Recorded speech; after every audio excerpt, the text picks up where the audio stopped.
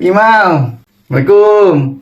Waalaikumsalam. Wah, sekarang rajin buat konten berlakon kat TikTok, YouTube. Ha? Adalah sikit. Lepas ni boleh panggil berlakon. Ha? Panggil berlakon? Tak lah. Itu main-main je lah, Imam.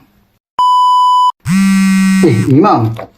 Assalamualaikum Zul. Waalaikumsalam. Ada apa, Imam? Nak minta tolong kau berlakon Berlakon? Tolonglah untuk masjid kita ni. Untuk masjid? Boleh lah. Ini mesti Imam nak berlakon macam yang influencer masjid tu. Kan? Boleh lah.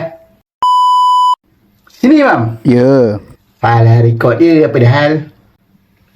Ramai. Kenapa ramai ni? Imam.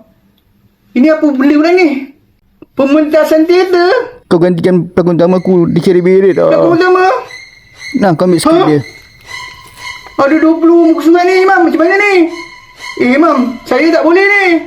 Kalau kau tak hafal, kau bantailah dialog kau sendiri. Kau kan dah biasa. Alamak, kita ingatkan dia suruh berlakon ikut skrip dengan rekod dekat kamera. Boleh take.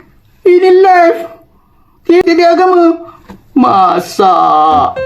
Yang ni komen sikit.